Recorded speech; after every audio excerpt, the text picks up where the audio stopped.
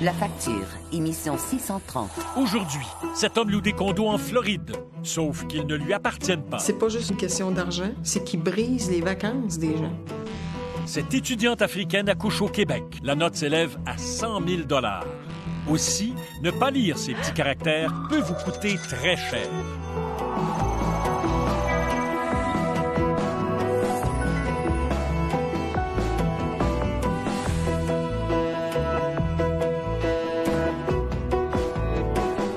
Bonsoir, bienvenue à La Facture. Les arnaqueurs de tout acabit sont de plus en plus habiles à trouver des moyens pour nous flouer. Et l'Internet, où on échange de l'information, mais aussi bien sûr de l'argent, est leur terrain de chasse préféré. Nous devons donc redoubler de prudence au moment d'effectuer des paiements sur le web. Une quinzaine de vacanciers de différentes régions du Québec viennent de l'apprendre à leurs dépens.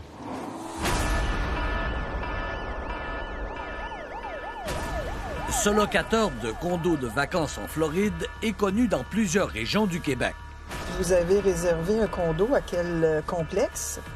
Il se sert des sites web pour attirer ses clients. Et vous n'avez pas de nouvelles de lui depuis votre réservation? Il encaisse des dizaines de milliers de dollars en dépôt de location. Et il détruit les vacances de familles complètes. En quelque part, c'est important pour moi. C'est une question d'honnêteté. Et ça vient aussi affecter l'honnêteté des autres propriétaires. Lucie Deshaies est copropriétaire de plusieurs condos qu'elle loue au complexe Tide à Hollywood, en Floride. C'est elle qui nous a suggéré d'enquêter sur Pascal Leroy. Pour qu'il y ait de plus en plus de gens qui soient au fait, qui doivent prendre beaucoup de précautions et peut-être de faire attention quand ils entendent le mot Pascal Leroy. Tout comme Lucie Deshaies, Pascal Leroy loue des condos, mais il n'en est pas le propriétaire. Sa compagnie, Loca Condo Floride, prétend servir d'agent de location entre les propriétaires de condos en Floride et les vacanciers qui désirent les louer. Leroy annonce ses unités sur des sites comme Kijiji, Les Packs ou condoalouer.ca. Une véritable arnaque, selon Mme Deshaies. Il floue les gens parce qu'il utilise premièrement des condos qui ne lui appartiennent pas et qui n'en est pas non plus l'agent à location. Et vous lui avez envoyé un acompte? Cette citoyenne de la région de Trois-Rivières traque Pascal Leroy depuis près de 2 ans. Depuis que des vacanciers de son coin l'ont contacté pour lui dire qu'ils avaient loué un condo de Leroy, mais ils n'avaient plus aucune nouvelle de lui. Moi, j'ai des gens qui ont... Lucie Deshaies veut les aider. Elle contacte le propriétaire de l'unité qu'il leur a louée, unité qui est juste à côté de ses propres condos. Le propriétaire m'a confirmé que ce n'étaient pas les photos de son unité. Il n'avait pas mandaté personne pour louer et son condo, de toute façon, était déjà loué. Que ce soit avec des Américains, des Cubains, des Espagnols, jamais on a eu de problème de location. Sauf que cette année, on fait affaire avec des Québécois et on est amèrement déçus. Ces familles du Saguenay ont aussi contacté Mme Deshaies parce qu'elles se sentent trahies par Pascal Leroy. En mai dernier, elles ont réservé sur Kijiji 3 condos à Hollywood pour le temps des fêtes. 5 mois après la signature du contrat, rien ne va plus. Par exemple, la ligne téléphonique est hors service. On parle avec des responsables au niveau des condos là-bas en Floride qui nous disent que non, vous n'avez pas de condo loué à votre nom. Les vacanciers saguenayens ont pourtant déboursé 3 000 $ US pour la réservation de leur condo. Pascal Leroy exige d'être payé par virement bancaire à la signature du contrat de location. On est déçus, on est méfiants et je dirais on est amer parce que c'est le projet familial qui s'envole pour le mois prochain. Nous essayons de retracer Pascal Leroy. Nous savons qu'il vient tout juste d'inscrire sa compagnie au registre des entreprises. L'adresse qui y figure est celle de son père. Il nous dit au téléphone que tout ce qu'il connaît des activités de son fils, c'est qu'il loue des condos et que les gens sont remboursés lorsque la location ne peut se faire. Je pense que c'est malhonnête de ce qu'il fait. C'est pas juste non plus une question d'argent, c'est qu'il brise les vacances des gens. Leroy emprunte des photos sur des sites de condos à vendre ou à louer. Et il fait croire que ce sont les photos des condos qu'il propose sur son site de location. C'était mon unité, une de nos unités qu'on avait au complexe Tide. Et c'est là qu'on voit qu'il me répond... Lucie Deshaies n'arrive pas à y croire. Elle découvre au printemps dernier que Leroy utilise les photos des condos qu'elle possède. J'ai moi-même écrit à Loca Condo Floride. Il m'a donné la série de photos qui était encore mon condo. Donc, il était dans une période où il utilisait mes photos. Voici le tarif que je vous proposais. Dans ce cas-ci, c'était 2000 $. Est-ce que le prix qu'il suggère toujours le prix du marché? Selon moi, non. Pour avoir constaté à plusieurs reprises qu'il affiche sur Kijiji ou les packs, il est en bas du marché, de beaucoup. Donc, ça devient alléchant pour les gens. L'Internet favorise beaucoup le fraudeur. Ça lui permet plus de se cacher derrière un écran d'ordinateur. Alain Gaulin dirige le service d'enquête sur les crimes économiques de la Sûreté du Québec, qui détient 15 dossiers de clients floués par Pascal Leroy. La valeur réelle des montants dans les 16 dossiers ou 15 ou 16 dossiers qu'on a n'est pas si élevée que ça. C'est pas énorme. Puis individuellement, c'est encore plus petit. Le montant de la perte n'est pas si grande que ça. Par contre, si on laisse aller le crime, puis si on arrête, puis surtout on a des pistes sur un sujet, c'est d'arrêter immédiatement. Dans notre effort de localiser Leroy, nous voulons devenir un de ses clients. Nous échangeons des messages par courriel. En bout de ligne, nous obtenons son adresse IP qui nous permet de situer la région dans laquelle il se trouve. Il n'est pas en Floride, comme il le laisse entendre. Il est sur la rive nord, à Laval. Mais nous ne pouvons parvenir à une adresse précise. Seule la police peut l'obtenir du fournisseur de services Internet. C'est le sentiment de s'être fait berner. Denis Turcotte est policier cadre dans la région du Saguenay. Ça nous rappelle que malgré le métier qu'on peut exercer dans la vie, il n'y a personne à l'abri de rien, y compris les policiers. Pascal Leroy avait pourtant promis à ses clients saguenayens qu'il serait remboursé, mais c'est peine perdue. Les vacanciers ont intérêt à oublier leur dépôt. Ils doivent maintenant se trouver d'autres condos à la toute dernière minute. Les recherches que vous faites, alors qu'on n'est pas en vacances, on est au travail. En soirée, tu as ça dans la tête durant la journée. La Sûreté du Québec cherche toujours Pascal Leroy. Des accusations criminelles de fraude pèsent contre lui et un mandat d'arrestation a été émis en juillet dernier. Le 1er décembre, la SQ finit par mettre le grappin sur Leroy. Il sera accusé de fraude de plus de 5 000 $ aux dépens de 15 victimes. Est-ce que c'est normal que ça prenne des mois avant d'arrêter Leroy? Oui, c'est normal. Si on n'a pas d'informations pour le localiser, avant de pouvoir le localiser, ça peut prendre plusieurs mois. Ça peut prendre même des années dans certains cas. Florida, voilà!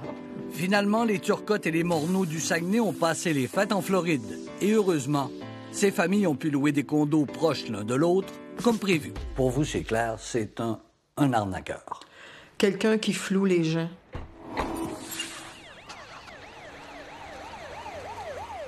Dans cette affaire, les 15 plaignants ont perdu près de 30 000 $. On a décidé de regrouper les 15 dossiers pour porter contre Pascal Leroy une accusation de fraude de plus de 5 000 $. S'il est trouvé coupable, la peine maximale est de 14 ans de prison. En terminant, ne faites jamais de virement bancaire à une personne que vous ne connaissez pas. Après la pause, des étudiants étrangers mal protégés au Québec. La pire chose auquel on peut s'attendre, c'est-à-dire un accouchement difficile, extrêmement pénible et coûteux, là, on vient lui dire qu'elle n'est pas couverte.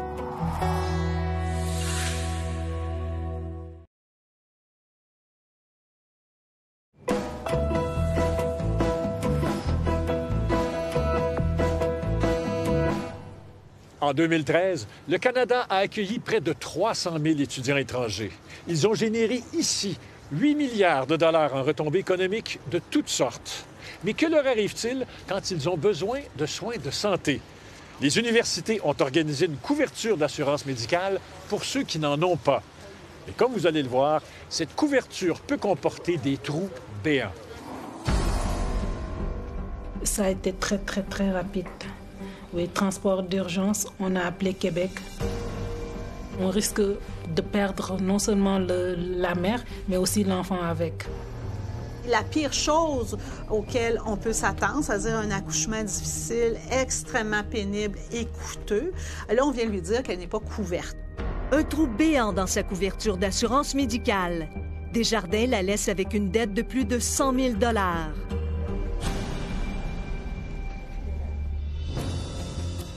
Awa Cher Diop est venue de loin pour approfondir ses connaissances à l'Université du Québec à Chicoutimi. Elle est arrivée du Sénégal déterminée à décrocher un diplôme. Je suis arrivée au Québec le 20 janvier 2011. J'étudiais en génie civil. J'avais déjà fait l'université au Sénégal en génie civil. Awa n'a pas droit à l'assurance maladie du Québec, mais pour 348 $ par session, elle bénéficie d'une assurance privée. Cette assurance sera à l'origine de tous ces maux. C'est cette carte-là que j'avais quand je suis arrivée. Et cette carte-là, ça se renouvelle à chaque session. L'assurance qu'on leur offre à l'arrivée, évidemment, c'est un pas de plus pour faciliter leur arrivée au Canada. Marie-Carline Laflamme est directrice des affaires publiques à l'Université du Québec à Chicoutimi. Elle explique que la majorité des universités québécoises se sont regroupées pour proposer un assureur à leurs étudiants étrangers. C'est Desjardins qui a été retenu. Alors, il faut savoir que tous les étudiants internationaux, lorsqu'ils souhaitent en fait être étudiants dans une université au Québec, doivent avoir une couverture d'assurance de base. En 2014, comme tous les étés, Awa retourne à Dakar, au Sénégal, voir sa famille et son mari. Elle vient alors de terminer sa 3e année de baccalauréat. À son retour à Saguenay au mois d'août, une nouvelle chamboule sa vie. À l'unité de médecine familiale, et j'ai eu ma première consultation et l'infirmière m'a dit « Tu es enceinte ». Sa grossesse se déroule bien, mais le vent tourne à 7 mois lors d'un examen de routine. J'ai trouvé que c'était bizarre parce que il a pris ma pression, il l'a repris, il l'a encore repris. Je me suis dit « Mais qu'est-ce qui se passe ?» Sa pression est anormalement élevée. Sa vie et celle de son enfant sont menacées. Ça se bousculait dans ma tête. Elle est transportée d'urgence à l'hôpital où elle accouchera par césarienne de son bébé prématuré. Pour moi, c'était impensable d'accoucher à 29 semaines parce que mon bébé est vraiment en avance. L'hospitalisation de son bébé s'annonce longue, mais elle se croit bien assurée. Desjardins est l'assureur des étudiants étrangers de 14 universités québécoises, soit 10 000 étudiants. Un assureur puissant qui commence à faire trembler Awa. Il a dû rester à la pouponnière combien de temps? Pendant 2 mois. Et là, ça a commencé à tourner dans ma tête. J'ai appelé Desjardins. Est-ce que Desjardins va prendre en charge les frais qui sont liés à l'hospitalisation de mon garçon? Et là, à ma grande surprise, ils m'ont répondu que non. Ça n'a aucun sens. L'avocate Jacqueline Bissonnette est experte en droit de l'assurance.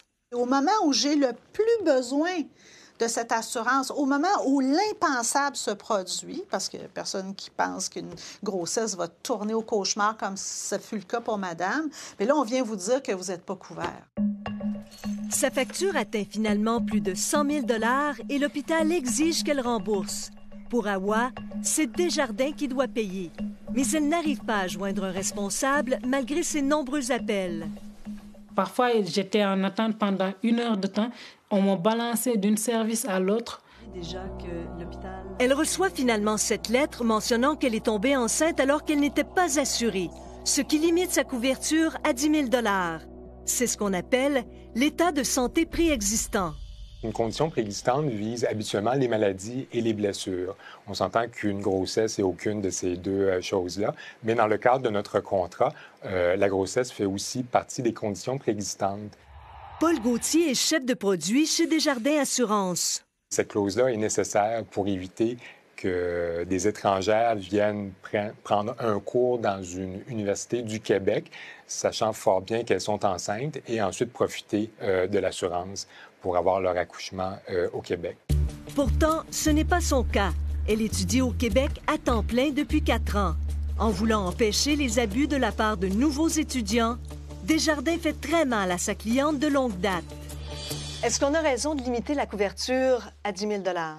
Je trouve ça hautement discutable. Ce que l'assureur prétend, c'est parce que pendant l'été, vous souscrivez pas, vous adhérez pas à l'assurance. Ah, là, ça serait comme si on annulait tout, comme si on recommençait au jour 1 de votre arrivée. Et c'est ça qui fait pas de sens. L'assureur permet aux universités d'offrir une couverture annuelle ou par session. l'UQAC a choisi la couverture par cession et c'est là que le bas blesse. Cela permet à Awa de ne pas s'assurer ici quand elle retourne dans son pays pour les vacances. Sa couverture est alors interrompue. À son retour, elle n'a pas droit à la couverture de 500 000 $, seulement à celle de 10 000 $. Et cela, personne ne lui a dit. Vous croyez être protégé à hauteur de 500 000 $ avec cette police-là? C'est ce que je croyais. Pas seulement les femmes enceintes. Nous avons découvert que cette situation menace tous les étudiants étrangers qui choisissent de ne pas s'assurer au Québec pendant l'été. Leur couverture sera toujours limitée à 10 000 $. Mais le dites-vous aux universités qu'il y a vraiment des risques en offrant ça à leurs étudiants? Bien, c'est sûr que nous, le contact qu'on a, c'est effectivement avec les universités et non pas avec les assurés directement.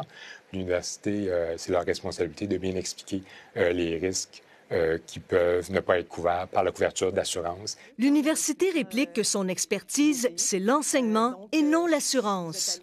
Je vous dirais qu'évidemment, on n'est pas des spécialistes de l'assurance et on est bien mal placé pour commenter le contenu de cette assurance-là. Il me semble que c'est suffisamment grave pour qu'on avise correctement les étudiants de la nature du problème. Puis Desjardins ne peut pas laisser à l'université, au service aux étudiants, le soin de leur donner des explications.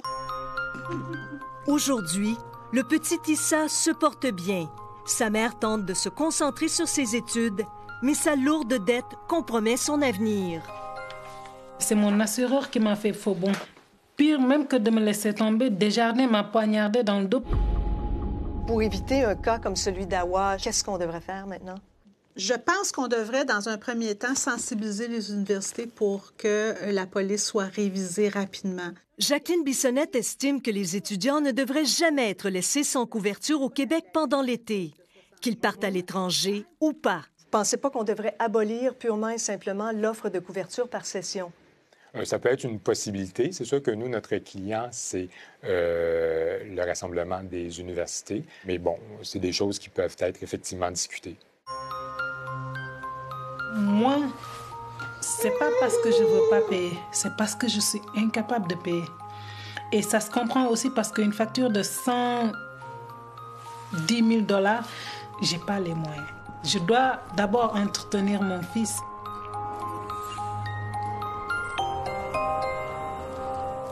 Cette couverture par session convient bien à des étudiants qui ne viennent ici que pour quelques mois. Mais il s'agit d'un mauvais choix s'il reste plusieurs années. Pour 350 $ de plus par an, il serait beaucoup mieux protégé. Malgré ses ennuis, Awa Cher Diop termine son baccalauréat. Mais pendant ce temps, l'Agence de recouvrement de l'hôpital accentue sa pression sur elle pour qu'elle paie.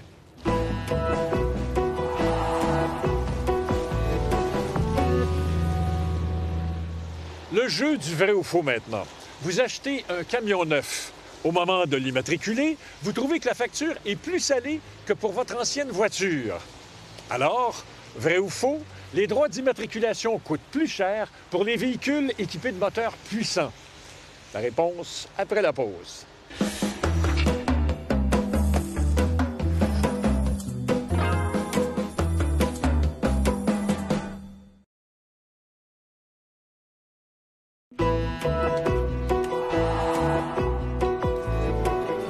Regardez la facture. Vrai ou faux, les droits d'immatriculation coûtent plus cher pour les véhicules équipés de moteurs puissants. Vrai. Un moteur de 4 litres vous coûtera 35,50 $ de plus. À 7 litres, une caravane motorisée par exemple, la note augmentera de 376 $. Tout ça pour vous encourager à réduire les émissions de gaz à effet de serre. Pour nous joindre, composez le 514-790-2636 ou le 1-800-790-2636. En début d'émission, je vous parlais des arnaques sur le web. Eh bien, on y trouve aussi des pubs qui ne vous disent pas tout, ou alors qui vous le disent de façon tellement invisible que, bien sûr, ça vous échappe. Regardez bien.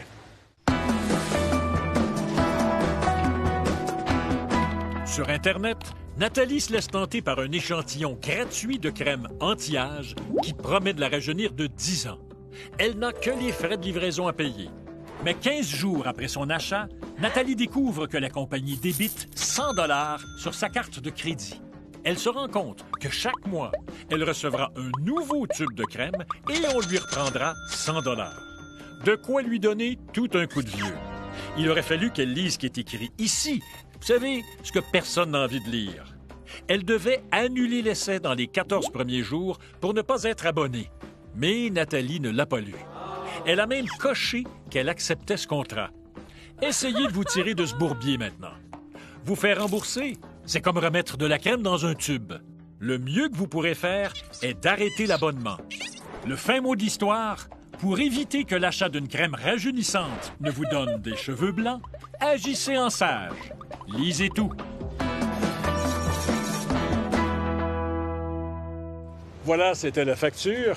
Où que vous soyez au pays, à Rouyn-Noranda ou à Tracadie-Sheila, merci beaucoup d'avoir été là. Voici ce que vous verrez la semaine prochaine.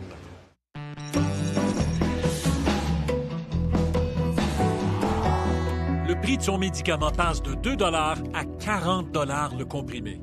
J'en prends 16. C'est 4 comprimés 4 fois par jour. Lui, on augmente les prix jusqu'au moment où on peut plus le prendre. Are you going to change the price? No. Je trouvais ça quasiment criminel. En tout cas, je sais pas comment il fait pour dormir la nuit, moi. C'est combien chanceux d'être en santé.